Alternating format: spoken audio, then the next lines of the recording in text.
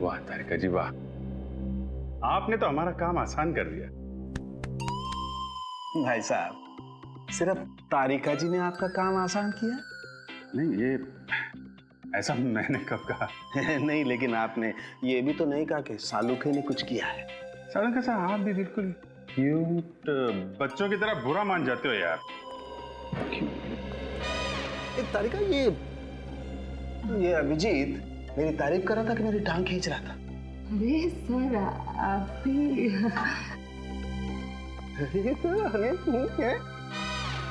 अरे ये सब दोनों के दोनों मिले हुए हैं। सर इतने सारे फार्म हाउस चेक किए, कहीं कुछ पता नहीं चला। हो सकता है यहाँ कुछ पता चल जाए।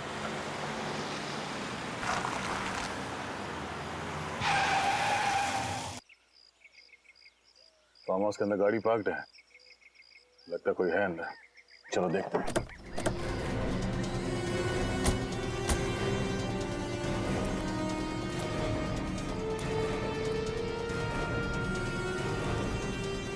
अंदर चल के देखते हैं।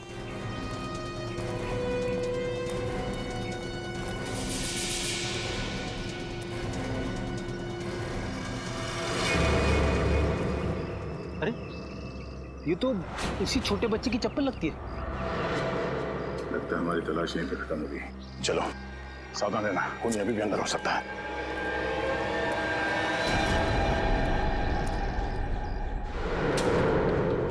कोई है? हेल्प मी, बहुत दूर से आया हूं।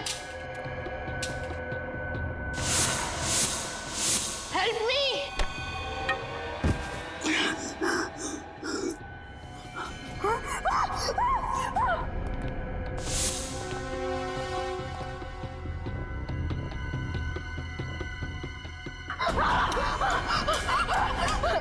बचाओ बचाओ।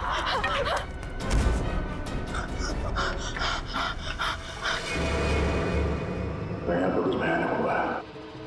देखो घर में कोई है क्या? चली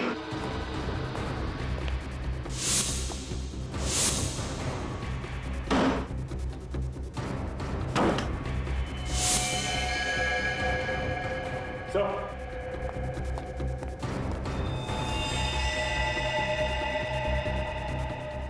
4 लाशें घर में। फॉरेंसिक को बुलाओ।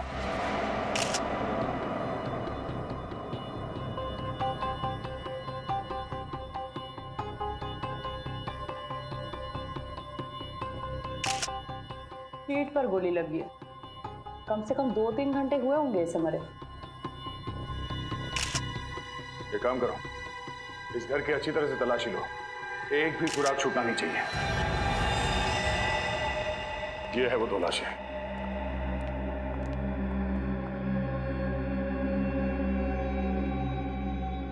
इसे भी ठीक छाती पर गोली मारी गई है, जैसे उस आदमी को कमरे में।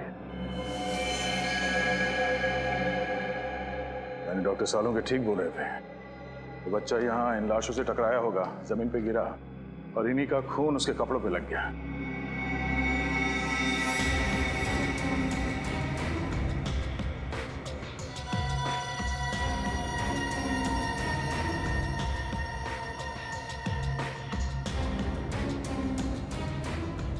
डॉक्टर तारिका, लगता है कि ये सारे खून इसी गन से हुई है।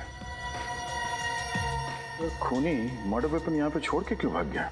मुझे तो लगता है कि इस आदमी ने खुद अपने आप पे गोली मारी है। इस आदमी ने अपने आप पे गोली मारी है? यानी आप ये कहना चाहती हैं कि पहले इस आदमी ने इन तीनों को मारा और उसके बाद खुद अपने आप को गोली मारी? शायद।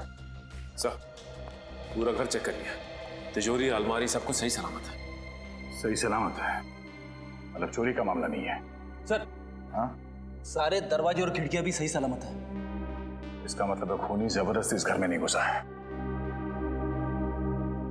हो सकता है ये चारों मरने वाले उस खूनी को जानते हो और इन्हीं लोगों के साथ वो यहाँ इस फार्म हाउस पे आया होगा।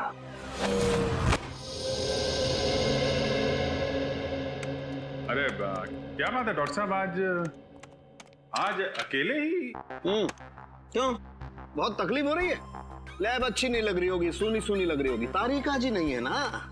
नहीं नहीं, मेरे वो मतलब नहीं था सर। अरे मैं जानता हूँ तुम्हारा मतलब यार, तुम बोलते कुछ और हो, तुम्हारे मन में कुछ और होता है। अरे सर, मैं इन चारों लाशों के खून के पीछे का मतलब जानने आया हूँ। आपको मालूम है तो बता दो बस। तुम मुझसे क्यों पूछ रहे हो भाई?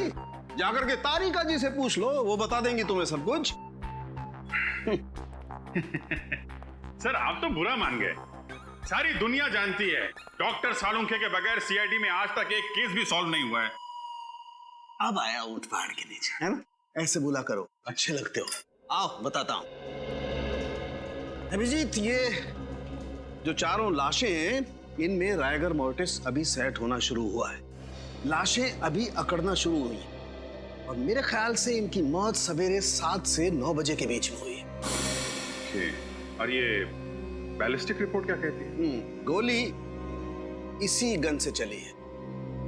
चारों की मौत इस गन से निकली हुई गोली से हुई है और इस गन पर खून के छींटे भी हैं। सर किसका खून है ये? सौरभ का खून है। सौरभ को पॉइंट ब्लैंक रेंज से गोली मारी गई है, जिसकी वजह से सौरभ का खून इस पर भी आकर के लग गया है। और एक बात, सिर्फ सौरभ के हाथ पर यहां गन पाउडर के निशान है। गन पाउडर सौरभ के हाथ में? तो आप ये कहना चाहते हैं कि सौरभ ने इन तीनों को गोली मारी और फिर खुद आत्महत्या कर ली? नहीं, मैं खुद कुछ नहीं कहना चाह रहा हूं, जो सबूत हैं वो कुछ कहना चाह रहे हैं। अब एक काम करो, बाकी का काम तुम खुद भी तो करो यार। हाँ ठीक है, करेंगे। हाँ, क्यों नहीं करेंगे? बाकी जो आप नहीं बता पा रहे हम डॉक्टर तारिका से पूछ लेंगे।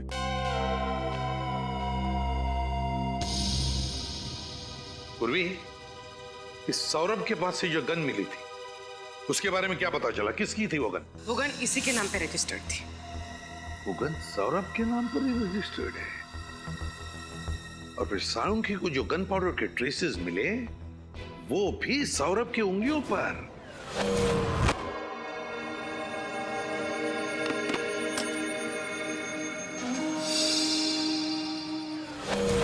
सर ये आनंद की बहन निशा जी आई।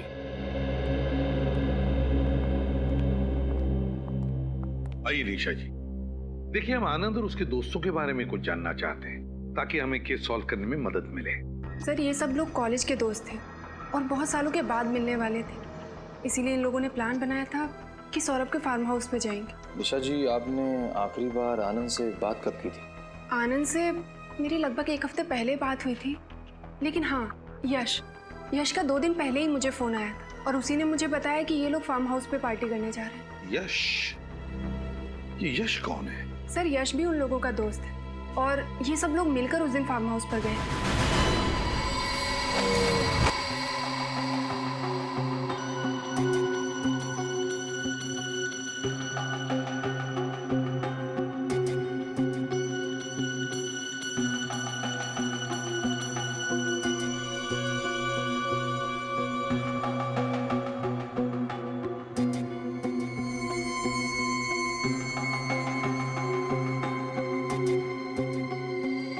सौरभ, विशाल, आनंद और नितिन, 4 ही लोग तो थे फार्म हाउस पर।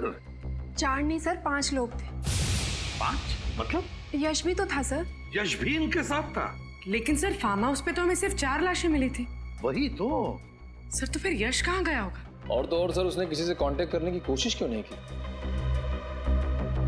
यश के टेलीफोन नंबर्स है ना तुम्हारे पास? घर का सेलफोन नंबर वगैरह? हाँ सर।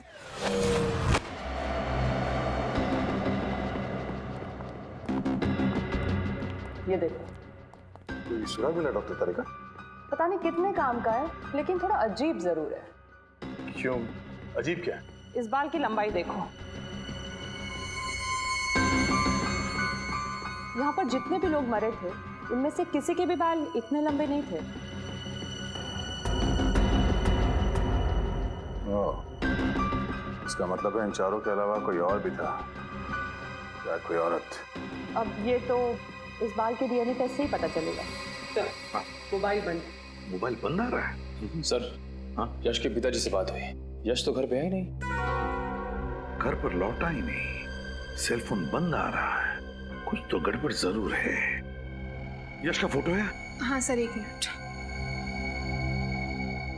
काम करो, यश का फोटो सारे police station, railway station, bus stand और चेक नाकों पर भेज दो और दया को भी इन्फॉर्म करो। यश का मिलना बहुत जरूरी है, बहुत जरूरी है। सर,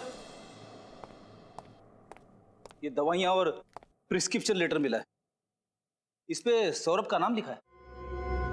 सौरभ, और प्रिस्क्रिप्शन दिया है डॉक्टर मुकेश ने।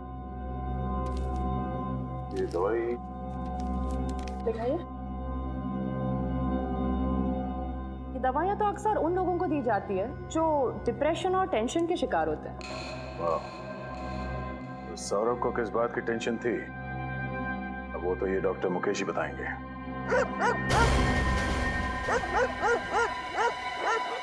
कुत्तों के भौंकने की आवाज पीछे की तरफ से आ रही है, जरा देखो जाके, चेक करके।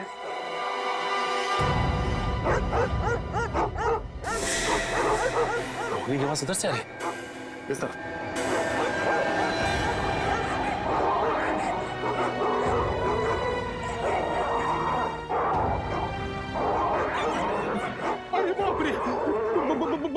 बहुत कितने? हाँ फ्रेडी, लेकिन डरने की जरूरत नहीं, वहां पे कुछ है। चलो।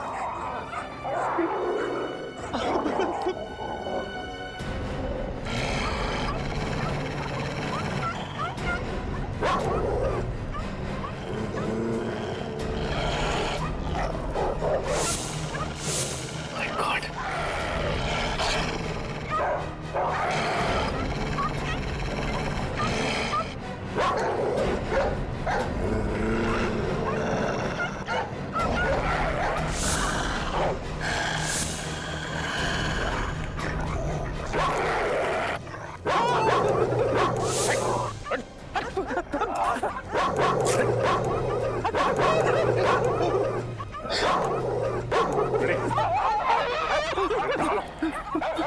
ये ऐसे नहीं मानेंगे।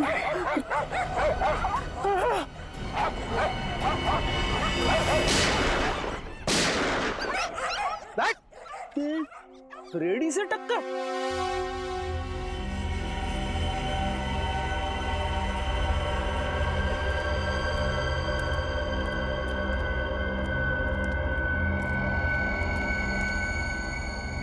अरे, ये तो यश है, सौरभ का 5वां दोस्त, जिसे ढूंढ रहे थे, उसी की लाश मिली। हाँ फ्रेडी, हमें लग रहा था कि ये यश अपने दोस्तों का खून करके भाग रहा है, लेकिन ये तो अपनी जान बचाने के लिए भाग रहा था। आपको ऐसा क्यों लग रहा है? ये देखो फ्रेडी, ये इसकी पीठ में यहाँ पीछे से गोली मारी गई है और एक गोली यहाँ किडनी के पास। लेकिन एक बात समझ में नहीं आ रही है, ये सारे खून कर कौन रहा है? Sir I.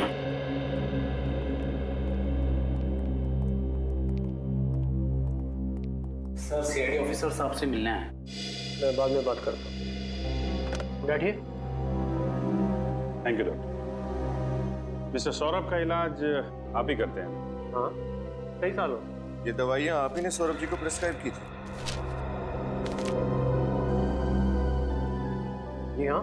क्या बीमारी थी सौरभ को? डिप्रेशन, बेचैनी, टेंशन लेना। लेकिन आप ये सब मुझसे क्यों पूछ रहे हैं? दरअसल एक फार्म हाउस में हमें सौरभ की लाश मिली। लाश? कैसे हुआ? पक्का तो कुछ नहीं कह सकते, लेकिन अभी सिर्फ इतना पता चला है कि उसकी मौत गोली लगने की वजह से। गोली चलाई गई उस पर? सिर्फ उनका ही नहीं, उनके 4 दोस्तों का भी खून हुआ और हमें शक है पहले उन्होंने उन चारों की जान ली, फिर अपने आप को भी मार लिया। मुझे नहीं लगता कि सौरभ ने किसी का खून किया होगा। मैं कई सालों से उसका इलाज कर रहा हूँ और उसकी हालत में काफी सुधार था। लेकिन पूरी तरह से तो ठीक नहीं हुआ।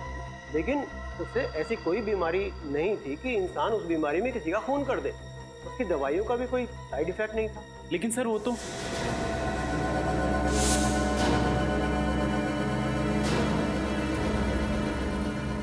ठीक है डॉक्टर साहब, थैंक यू वेरी मच।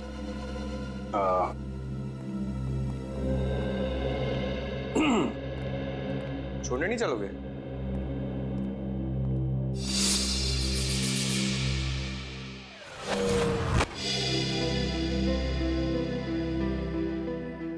यार तुम कुछ कह रहे थे फिर एकदम से चुप हो गए, क्या बात है?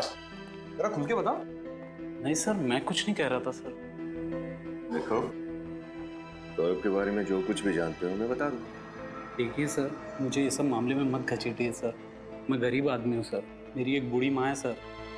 कुछ नहीं होगा तुम्हें, ये मेरा वादा है। जो कुछ जानते हो सच सच बता दो। घबराओ मत, आओ, बता दो सब कुछ। क्या जानते हो? सर देखिए सर, सौरभ जी की सबसे बड़ी प्रॉब्लम जो थी सर, उनका गुस्सा था सर। उनकी प्रॉब्लम हाइपरटेंशन और डिप्रेशन नहीं था सर, सबसे बड़ा वीक पॉइंट उनका था गुस्सा सर। वो उस पर काबू नहीं कर पाते थे सर। तुम्हारे सामने कभी कुछ ऐसा हुआ है? हाँ सर, एक बार हुआ था सर। हमारे यहाँ के एक पेशेंट पे उन्होंने हाथ उठा दिया था सर। क्यों? क्योंकि उनको ऐसा लगा सर उनका नंबर था और वो बीच में घुस गया सर। इतनी सी बात के लिए उन्होंने किसी पर हाथ उठा दिया? हाँ सर। लेकिन आपके डॉक्टर साहब ने हमें ये बात बताई नहीं, क्यों? सर सॉरी सर, मुझे नहीं पता सर। ठीक, तुम जा सकते। Thank you sir. Saurabh ji को गुस्सा बहुत आता था। सारे सबूत भिजवा दिए ना? हाँ सर। चलो सीधे ब्यूरो चलते हैं। हाँ भाई, क्या हाल? अरे सर आप यहाँ? क्यों चौंक क्यों गए यार? अरे तुम्हारी मदद कर रहा हूँ यार केस में, यहाँ नहीं आ सकता क्या? अरे सर मेरा कहने का मतलब वो नहीं था, वो मैं मतलब की बात करने के लिए आया हूँ। अच्छा ये बताओ कि तहकीकात करने के बाद तुम लोग किस नतीजे पर पहुंचे अब तक? सर देखने से तो यही लगता है कि सौरभ ने अपने दोस्तों का खून किया और उसके बाद अपने आप को गोली मार ली। कुछ ही घंटों में केस सॉल्व कर दिया हमने। कुछ ही मिनटों में बेवकूफ बन गए आप लोग। क्या कहना चाहते हैं? मैं जो कहना चाहता हूँ दया, वो तुम्हें वहां चल के दिखाऊंगा। आओ मेरे साथ।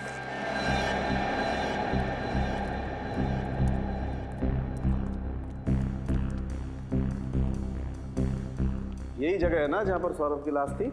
हाँ सर, यहाँ पे। हाँ।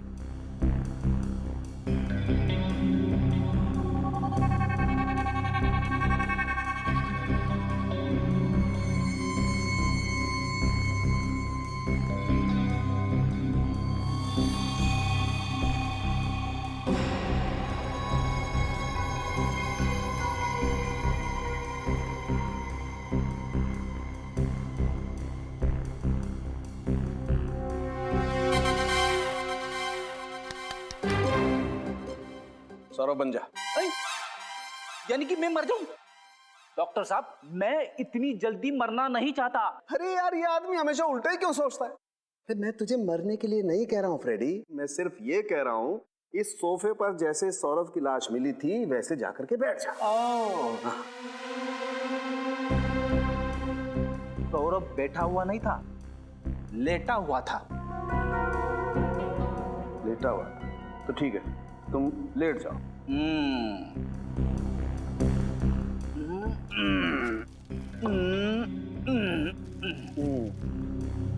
ऐसे ही लेटा हुआ था दया? ये पैर ऐसे ऊपर? हाँ। और गर्दन ऐसे पीछे? पीछे की तरफ। ओह। दया, अगर किसी इंसान को अपने आप को गोली मारनी होगी तो स्वाभाविक रूप से उसे थोड़ा सा आगे की तरफ झुकना पड़ेगा। खड़े, आगे की तरफ झुक। अरे क्या मुसीबत है डॉक्टर साहब? अरे मुसीबत कुछ नहीं है, जो कह रहा हूँ कर, आगे झुकना। कैसे झुकूं? अटक जाऊंगा। अरे पैर नीचे कर यार। हाँ, ऐसे ऐसे, ये। अब जैसे सौरभ ने अपने आप को गोली मारी थी ना, वैसे गोली मार। लेफ्ट हैंड से नहीं, राइट हैंड से। सौरभ लेफ्ट हैंडेड था। नहीं, सौरभ राइट हैंडेड था। वो राइट हैंडेड था, ये आपको कैसे पता चला? दया, मैंने सौरभ का ड्रिंक का ग्लास अच्छी तरह से चेक किया है।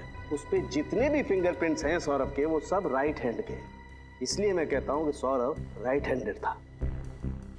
ऐसे कोई आदमी अपने आप को गोली मारेगा इस तरीके से बैठ करके, तो खोपड़ी से खून के छींटे जाएंगे वहां, इस तरफ, ऊपर की तरफ। लेकिन यहाँ तो खून के छींटे नहीं हैं, खून के छींटे हैं वहां, पीछे की तरफ। वो तभी जा सकते हैं जब आदमी ऐसे लेटा हो और कोई उसे यहां से गोली मारे। पैरों से। सौरभ की लाश यूं पड़ी हुई थी। अब दया, मैंने अपनी पूरी जिंदगी में किसी इंसान को ऐसे लेट करके अपने आप को गोली मारते हुए नहीं देखा। इसका मतलब है सौरभ ने आत्महत्या नहीं की थी, उसका भी खून किया गया है। बिल्कुल, सौरभ का खून ही हुआ है और किसी ने उसे तब गोली मारी है जब वो ऐसे पैर फैला करके आराम से सो रहा था।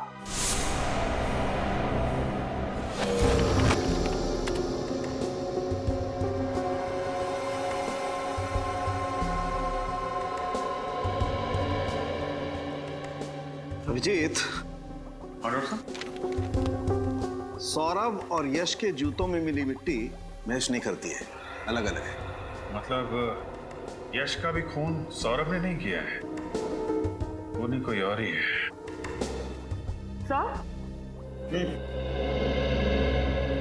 फार्म हाउस में जो बाल मिला था उसकी डीएनए रिपोर्ट आ चुकी है। ये बाल किसी लड़की का है। वाह कारिका जी वाह, आप कुछ ना कुछ नया मोड़ लेके आती है केस में, कैसे कर लेती है। नमस्ते। नमस्ते। नमस्ते क्या कारिका जी, आपको समझाती क्यों नहीं है? अरे मैं क्या। अच्छा छोड़िए, क्या क्या पता चला इसे डीएनए रिपोर्ट से? ये लड़की का डीएनए उन 5 मरे हुए लोगों में से एक आनंद के डीएनए से मैच करता है। आनंद के डीएनए से? यानी उसकी कोई रिश्तेदार? आनंद की तो सिर्फ एक ही रिश्तेदार है, उसकी बहन निशा। निशा? लेकिन सर जब निशा ब्यूरो में आई थी तब उसने बताया नहीं था कि वो भी फार्म हाउस गई थी।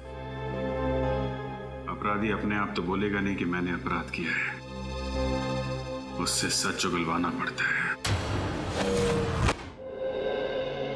हाँ?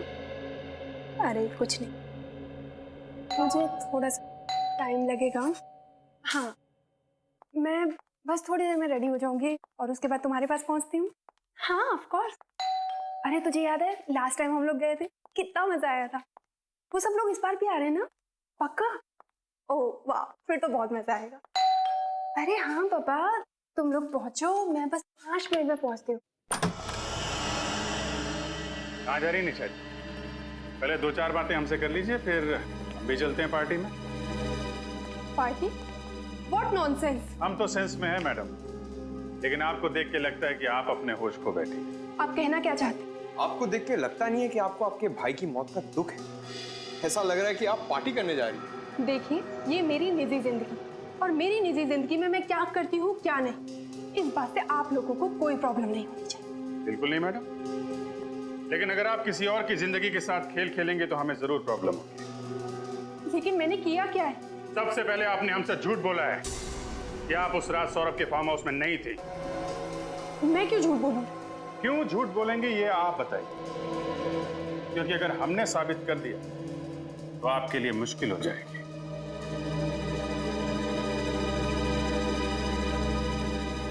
बोलिए बोलिए बोलिए, आराम से बोलिए।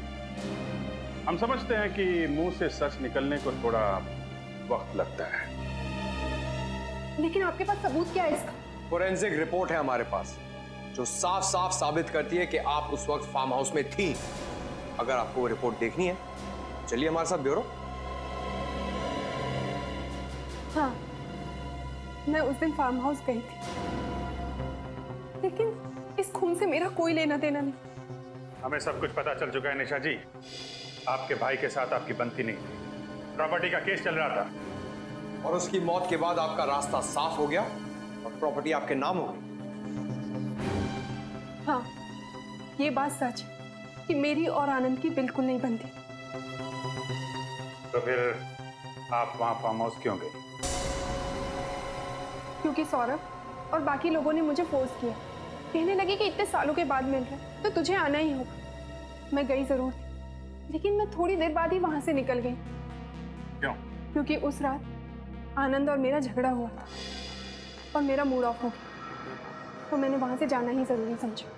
ये बात आपने पहले क्यों नहीं बताई हमें? मैं डर गई। मुझे लगा कि अगर मैं आप लोगों को ये बात बताऊंगी तो आप लोग उल्टा मेरे ऊपर ही शक करने लगेंगे। वहां से निकलने के बाद आप कहाँ गए? उसके बाद मैं घर पे आकर सो गई थी। वाह, बहाना अच्छा बनाया ताकि किसी गवाह की जरूरत ना पड़े। लेकिन जब तक ये केस सॉल्व नहीं हो जाता आपको ब्यूरो में रहना पड़ेगा।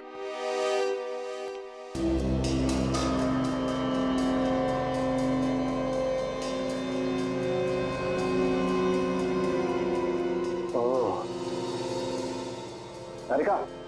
हाँ सर। ये देखो। खून की छींटे सर? नहीं नहीं तारिका, ये खून की छींटे नहीं है, ये ऊपर से टपकी हुई खून की बूंदें हैं। मतलब? छींटे अगर होते हैं तो ऐसे फैल जाते हैं, लेकिन ये ऊपर से टपकी हुई खून की बूंद है। मुझे लगता है वो बच्चा उस हॉल में आया होगा और किसी चीज से या किसी लाश से टकरा के गिर गया होगा, और ये केन भी उसके हाथ से छूटकर जमीन पे गिर गई होगी, और खूनी के कहीं कोई जख्म होगा जिसमें से खून टपक रहा होगा। खूनी बाय द वे इस केन के पास आया और उसके जख्म में से 2 बूंदें खून की टपक के यहाँ लग गई।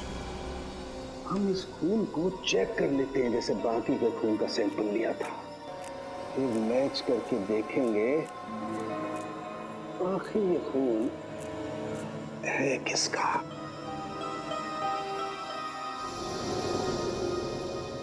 ये देखो तारिका, ये उन 5 लोगों के ब्लड का सैंपल है, और ये खून है जो इस केन पे लगा हुआ था। एक काम करो, अपने रिकॉर्ड में चेक करो कि किसी से मैच होता है क्या। हेलो अभिजीत। हाँ डॉक्टर साहब, छड़ी पे जो खून मिला था क्या पता चला उसके बारे में? अभिजीत, ये खून उन 5 मरने वालों में से किसी का भी नहीं है। फिर तो निशा का ही होगा। नहीं, निशा के खून से भी मैच नहीं होता। वो क्रिमिनल रिकॉर्ड में चेक करके देखा? वो भी देख लिया, लेकिन रिकॉर्ड में किसी से मैच नहीं हो रहा है। कमाल है, सौरभ को खूनी समझ रहे थे, वो खून ही नहीं निकला। निशा भी बेकसूर है, तो फिर खूनी है कौन?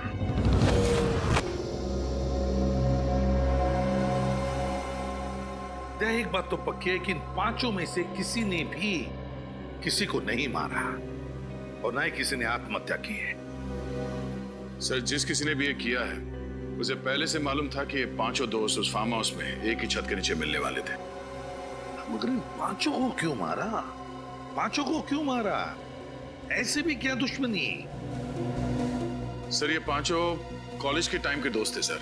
मतलब जो कुछ भी हुआ कॉलेज में हुआ, पर अब इन 5 की मौत के साथ वो राज भी दफन हो गया।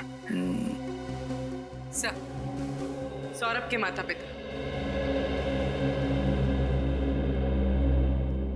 नमस्ते। माफ कीजिए हमें, हम आप लोगों को थोड़ी तकलीफ दे रहे हैं। बात यह है कि आपके बेटे के खूनी तक पहुंचने के लिए हमें आपकी थोड़ी मदद चाहिए। क्या आपके बेटे का किसी के साथ कोई झगड़ा वगड़ा था? किसी से कोई दुश्मनी? नहीं, दुश्मनी का तो सवाल ही नहीं उठता। बहुत शांत स्वभाव का था सर वो, किसी से ज्यादा बातें भी नहीं करता था वो। अच्छा ये बताइए कि आपका बेटा सौरभ डॉक्टर मुकेश के पास इलाज के लिए जाता था? जी हाँ। लेकिन क्यों? अपने चिड़चिड़ेपन, टेंशन और नींद ना आना, इसके लिए। मगर बचपन से वो ऐसा नहीं था सर। मुझे आज भी याद है, वो कॉलेज की आखिरी दिन वाली पार्टी की रात थी। बस उसी रात से वो ऐसा हो गया। क्या हुआ था उस रात को? पता नहीं सर, बस पार्टी से आया और सीधा ही अपने कमरे में चला गया। 3 दिन तक वो बाहर नहीं आया, ना कुछ खाया ना कुछ पिया, कुछ भी नहीं सर, कुछ भी नहीं। इसीलिए हमने डॉक्टर मुकेश की मदद ली, उनसे हमारे घरेलू संबंध है। बाद में वो धीरे धीरे ठीक भी हो रहा था। ये सब उसके कॉलेज के दोस्तों की वजह से हुआ। मैंने उसे मना किया था, उसने मेरी बात मानी और उनसे अपना रिश्ता भी तोड़ दिया। तो फिर वो उनके साथ फार्म हाउस क्यों गया था? वो उसके दोस्त आनंद का फोन आया था, बोला बहुत साल के बाद मिल रहे हैं तो आ जाओ, और वो गया। फिर लौट के वापस नहीं आया, लौट के वापस नहीं आया। पूर्वी, जरा इन्हें छोड़ा ना। सर, इन पांचों के साथ जो कुछ भी हुआ उस फार्म हाउस में, उसका संबंध कॉलेज के आखिरी दिन वाले पार्टी से ही है सर। हाँ दया, तभी कुछ तो हुआ है। दया, पता लगाना पड़ेगा इन पांचों के बारे में, पता लगाना पड़ेगा इनके अतीत के बारे में, तभी पता चल जाएगा क्या हुआ था उस रात को। सर, अजीत से फोन पर सारी बात हुई थी। उसने बोला था कि हल्के नीले कलर की टी शर्ट में यहीं पर जॉगिंग कर रहा है और यहाँ पर जो ठेला है उसी के पास मिलेगा। कोई दिख नहीं रहा सर यहाँ। देखते हैं। ये सामने से आ रहा है नीली शर्ट में, शायद यही है, अजीत ही है।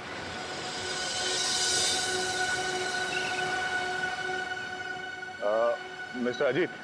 जी हाँ, आप लोग सीआईडी से? जी। कहिए सर, मैं आपकी क्या मदद कर सकता हूँ? हमें इन पांचों के अतीत के बारे में कुछ जानकारी चाहिए थी, इसलिए हम आपसे मिलने आए। जी हाँ, ये मेरे कॉलेज में ही थे, सेम बैच। इनमें सौरभ को मैं अच्छी तरह से जानता हूँ। कहिए सर, क्या हुआ? इन पांचों का खून हो गया है। खून? पांचों का एक साथ? आप इन्हें अच्छी तरह से जानते थे, तो क्या आप बता सकते हैं कि कॉलेज के आखिरी दिन में जो पार्टी हुई थी उसमें क्या हुआ था एग्जैक्टली? उस रात, अरे इन पांचों ने तो हंगामा किया था। इन्होंने शराब पीकर गाली गलौज किया था और कॉलेज के ट्यूबलाइट व शीशे तोड़ दिए थे। इसलिए कॉलेज के डीन ने इन्हें कॉलेज से बाहर निकाल दिया था। तो कैंपस से निकाले जाने के बाद ये लोग कहाँ गए होंगे, कुछ अंदाजा है? सर पक्का तो पता नहीं, मगर ये लोग गुस्से में चिल्ला चिल्ला कर कह रहे थे कि हमें भी इस घटिया पार्टी में नहीं रहना, हम जा रहे हैं सौरभ के फार्म हाउस पर, वहाँ शानदार पार्टी करेंगे। शायद वहीं गए होंगे। ठीक है, आपकी जानकारी के लिए बहुत बहुत धन्यवाद। Thank you. Yes sir. Sir, उस रात ये पांचों दोस्त एक साथ सौरभ के फार्म हाउस गए थे और इन लोगों ने हद से ज्यादा पी रखी थी। उस रात फार्म हाउस से रास्ते में जरूर कुछ हुआ था जिसकी वजह से सौरभ को गहरा सदमा लगा। पता करना पड़ेगा कि हुआ क्या था उस रात।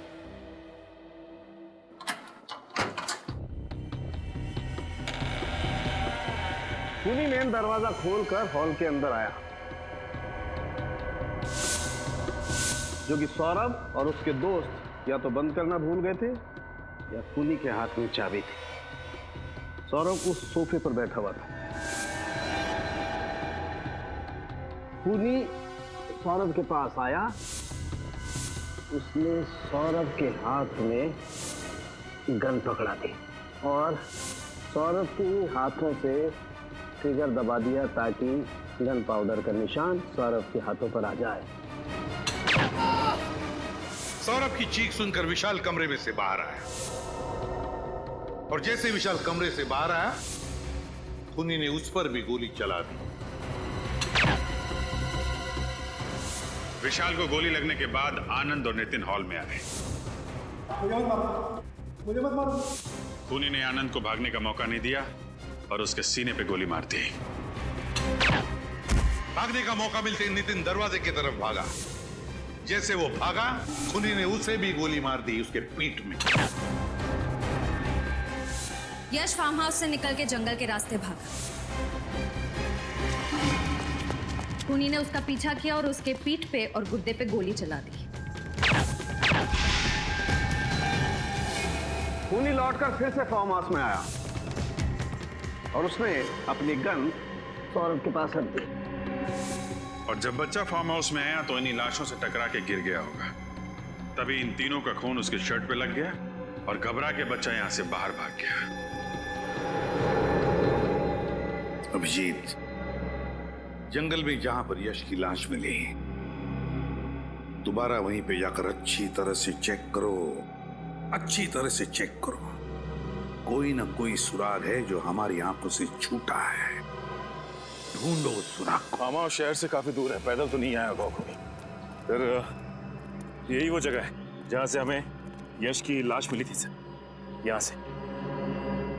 एक काम करते हैं, आसपास अच्छी तरह से चेक करते हैं, कुछ ना कुछ तो जरूर मिलेगा। देखो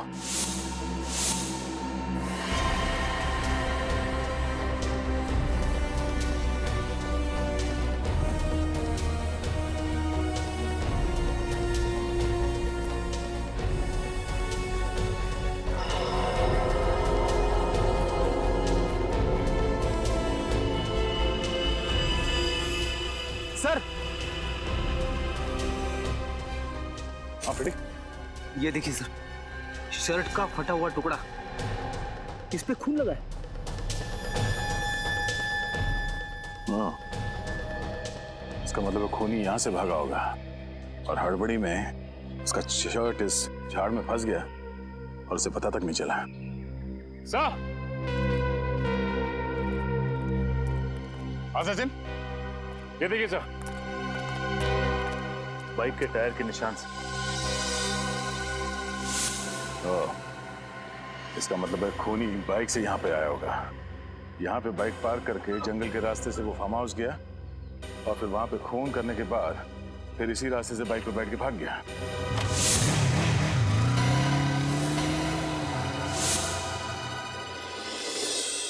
ओके। हाँ सर। सर, उस कपड़े के टुकड़े से उसे पहनने वाले का पता चला? देखो दया, कपड़ा किसने पहना था, खूनी कौन है, ये ढूंढना आप लोगों का काम है। मेरा काम है जो सुराग और सबूत मिले हैं उनकी जांच करके हकीकत आप लोगों के सामने रख देना। तो सर फिर इस सुराग से क्या हकीकत सामने आई है? इस कपड़े पर सौरभ के खून के अंश पाए गए और इस कपड़े पर मर्क्यूरी और कोयले के अंश भी मिले। कोयला और मर्क्यूरी? शायद मेरे पास इसका जवाब है। जब हम नक्शे में फार्म हाउस ढूंढे थे तब मेरी नजर यहाँ पड़ी। एक कोयले का खान है यहाँ पे, फार्म हाउस के रास्ते पे। सर यानी कि ये खूनी कोयले की खदान में काम करता होगा या फिर उसके आसपास रहता होगा। सचिन 5 दोस्तों की मौत हुई। उनके एक और दोस्त अजीत का कहना है कि कॉलेज की पार्टी के बाद वो पांचों सौरभ की गाड़ी में फार्म हाउस जाने के लिए रवाना हुए थे और सर उसके अगले ही दिन ये आर्टिकल छपा था। जेपी मार्ग में हुई दुर्घटना। एक तेजी से आती कार ने राह चलते आदमी को टक्कर मार दी जिसकी जगह पे मौत हो गई। जेपी मार्ग? जेपी मार्ग तो ये फार्म हाउस के रास्ते पे पड़ता है। हाँ सर, और इन लोगों के निकलने के ठीक 45 मिनट बाद ये एक्सीडेंट हुआ था। सर हो सकता है कि ये सौरभ शराब के नशे में धुत होकर गाड़ी चला रहा और उसका एक्सीडेंट हो गया। हाँ, और इसीलिए उस हादसे के बाद वो गुमसुम हो गया और 3 दिन तक वो अपने कमरे से बाहर नहीं निकला। सो ये देखिए, इसमें यह भी लिखा हुआ है कि मरने वाले का 12 साल का बेटा इस एक्सीडेंट का चश्मदीद गवाह था, लेकिन गाड़ी चलाने वाला और उसके साथी वहां से भाग गए और कभी कानून के हाथ नहीं लगे। एक बात और सर, जिस आदमी का एक्सीडेंट हुआ था वो विजयनगर बस्ती में रहता था। विजयनगर बस्ती? और वो भी इस कोयले के खान के पास ही है।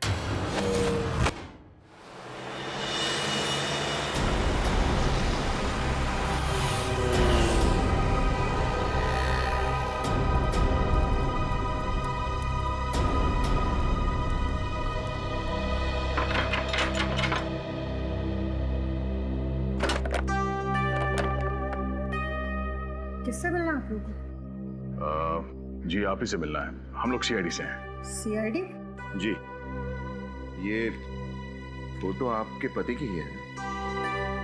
जी हाँ, इनको गुजरे तो 8 साल हो गए। इनकी मौत एक रोड एक्सीडेंट में हुई थी। हाँ, लेकिन 8 साल पहले के केस में सीआईडी को क्या दिलचस्पी हो सकती है? फिलहाल हम एक केस की तहकीकात कर रहे हैं जिसका संबंध आपके पति की मौत से है। मैं कुछ समझी नहीं। इस अखबार के हिसाब से जब आपके पति का एक्सीडेंट हुआ था उस वक्त आपका बेटा इकलौता चश्मदीद गवाह था, है ना? हाँ था तो, लेकिन उसका कुछ फायदा नहीं हुआ क्योंकि मेरे पति के खूनी पकड़े नहीं गए। अब आपका बेटा काफी बड़ा हो गया होगा। जी हाँ, बड़ा भी और समझदार भी। बहुत छोटी उम्र में घर की सारी जिम्मेदारियां संभाल ली थी उसने।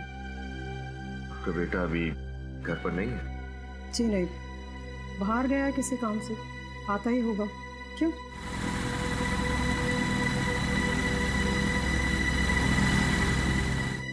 ये लीजिए, आ गया मेरा बेटा। सीआईडी?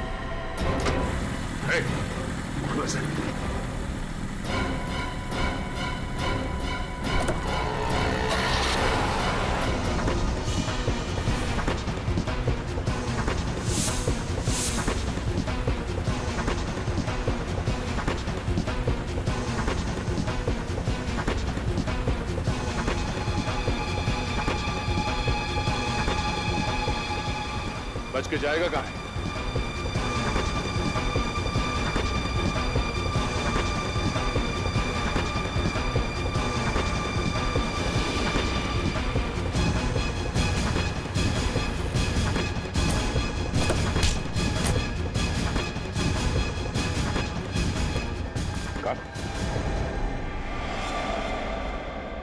सर ये तो डॉक्टर मुकेश का असिस्टेंट है। हमारा इलाज नहीं करोगे? हाँ? रंजीत, डॉक्टर मुकेश का असिस्टेंट रंजीत, उन 5 लोगों का खून तुमने ही किया है ना? हाँ मैंने ही खून किया है, लेकिन मुझे इस चीज का कोई पछतावा नहीं है, क्योंकि उनको जीने का कोई हक नहीं था। क्योंकि उनकी वजह से तुम्हारे बाबा की एक्सीडेंट में मौत हो गई थी। हाँ, मेरे बाबा ने मेरे आंख के सामने दम तोड़ा।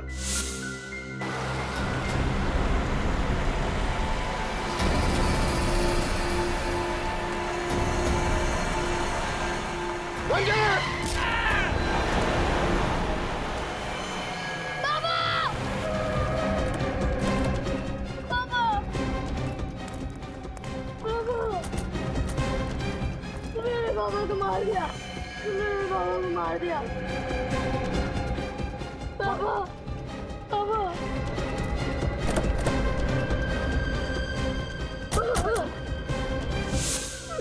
मैं उन्हें बचा भी नहीं सका, लेकिन वो 5 लोग बचा सकते थे। वो 5 गाड़ी से नीचे उतरे, मेरे पापा को तड़पता हुआ देखे हॉस्पिटल लेके जाने के बजाय वापस गाड़ी में बैठ के भाग गए। और इतने सालों के बाद भी तुम्हें उनका चेहरा याद रहा? एक एक का चेहरा मेरे आंख के सामने था, और अचानक एक दिन सौरभ मेरे सामने आ गया।